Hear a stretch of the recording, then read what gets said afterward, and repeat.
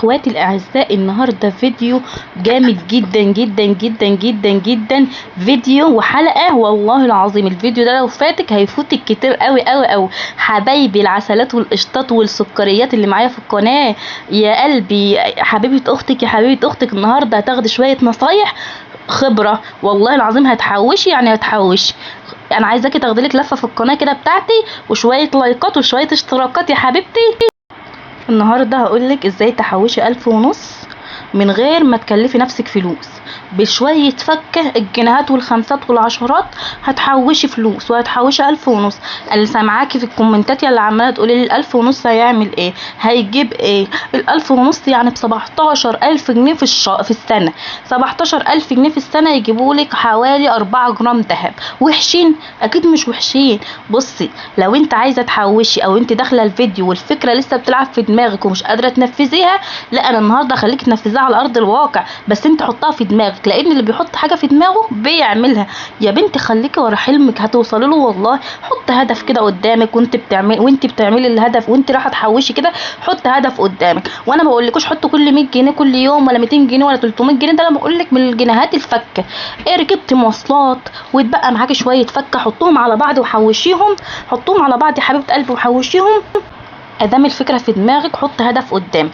يعني عايزه تجيبلك شنطه حلوه ماركه تعيش معاكي شويه، عايزه تجيبلك فستان حلو درس حلو، عايزه تعملي بيهم مشروع، عايزه تعملي بيهم اي حاجه، بتجهزي بنتك وعايزه مبلغ ويا فرحها على اخر السنه، هيعملوا معاكي والله مبلغ حلو من غير ما تتعبي نفسك خالص. انا بقولك من بالفكه. وبص، اللي نعنان وراس يعمل زي الناس. هتقولي لي بقى ده انا ايدي بتتمد عليهم، ده انا ما بعرفش احوش، ده انا ما بقدرش احوش، ده التحويش حاجه صعبه جدا. مفيش حاجه صعبه، احنا الستات المصريه مفيش حاجه قدام صعبه. احنا بنكيف نفسنا مع جميع الظروف، والظروف اصلا بقت صعبه على الكل. فعشان الواحد يحوش النهارده لازم يفكر ويشغل دماغه ويشغل عقله كمان. هتعملي ايه؟ هتبداي التحويش بايه؟ بجنيه. انا بدألك التحويش النهارده ب3 جنيه. عارفه يعني ايه ب3 جنيه؟ ب3 جنيه. واخر حاجه حطيناها خالص في ال30 يوم اللي احنا نبداهم 200 جنيه. هيصعبوا عليكي؟ والله مش هيصعبوا عليكي، لان فعلا ال3 جنيه وال4 جنيه وال200 جنيه حتى نفسها ما عادتش بتجيب حاجه. فانت كده احسبها مع نفسك. بصي بقى، انا كتبتهم لك اهمت ال30 يوم. وعملت ازاي؟ اول يوم حطيت 3 جنيه، تاني يوم حطيت 6 جنيه، تالت يوم حطيت 12 جنيه. يعني اخر يوم خالص اللي هم اليوم ال30 حطيت 200 جنيه عشان اكملهم 1500. وجيت هنا يعني الجنيه يوم واحد في الشهر ضربته في 3 فاداني ايه؟ 3 جنيه. الاتنين يوم 2 في الشهر ضربتهم في 3، ضربت 2 في 3 ب6، التلاتة في 3 ب9. فهمت الفكره؟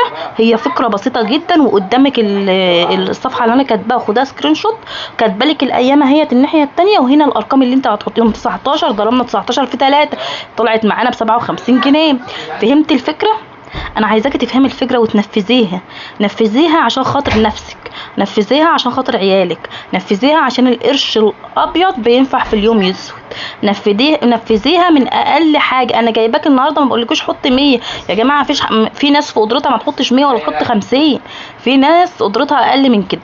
انا بشرح لك الفكره وانت نفذيها براحتك. ممكن تضربي الواحد ده في 4 او تضربي الارقام بتاعه الشهر في 4 في 5 والرقم يعلى معاكي. بدل 1500 يبقى 2500 و3000 جنيه.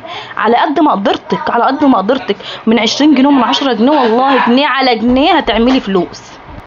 جنيه على جنيه على ربع جنيه على نص جنيه هتلاقيك عامله فلوس، عامله فلوس. فوق نفسك كده واصحي لنفسك وابدأي دوري على نفسك ودوري على هدفك. وانا معاكم، انا هعمل التحدي ده معاكم وهنشوف اخر الشهر مين فينا اللي عندها اراده وقدرت ان هي تعمل كده.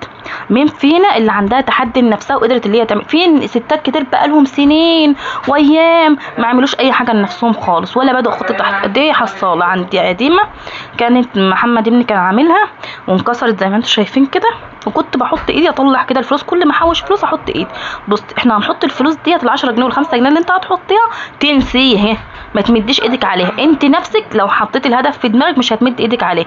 واللي بيحط حاجه في دماغه زي ما قلت لكم بيوصل له. وما تخليش حد يكسر حلمك ويكسر مقاديفك.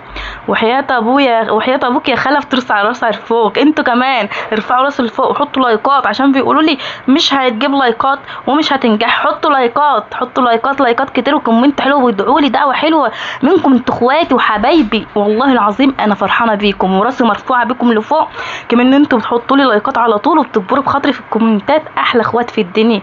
بص عندك برطمان قديم ازاز، مش عندكش حصاله ازازه من الازاز الميه، ازاز البيبسي، وتقوم حاطه فيها وقافلاها وترميها بقى على الدولاب على النش، وتقومي بقى ساعه ما يتوفر معاكي الفلوس زي ما انا قلت لك كده بعدد ارقام الايام بتاعه الشهر، بتضربي الرقم في 3 وتبداي ان انت تحوشي.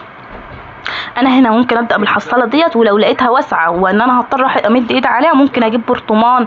وعارفين ازايز الفليت بتاع الرش بتاع الفليت، هاتيها وخرميها وحطي فيها. انا كنت بعمل كده زمان، صعبه ان انت تفتحيها وصعبه ان انت تمد ايدك عليها، اللي هي ازاز الفليت والرش بتاع الصراصير والنمل. حلوه قوي، حلوه جامد. واللي هي الازاز بتاعه الرش بتاعه التلج دي اللي العيال كانوا بيجيبوها في الاعياد الميلاد، حلوه برضو. هاتيها وحطي فيها الحاجات الصفيح دي. وفي برضو حصالات صفيح هبقى اسيب لكم الصور بتاعتها في اخر الفيديو، ممكن تجيبها وتحطي فيها. الحصالات الصفيح دي جميله جدا، بس هي ب10 جنيه او 15 جنيه، ممكن تكون اغلى من كده. ولو عايزه تعملي حصاله خشب عند النجار ما بتكلفش 15 جنيه ولا حاجه، وتكتبي بقى عليها ارقام وتبداي تعلمي بالارقام زي الافكار اللي هي طالعه جديده دي. وهسيب لكم في اخر الفيديو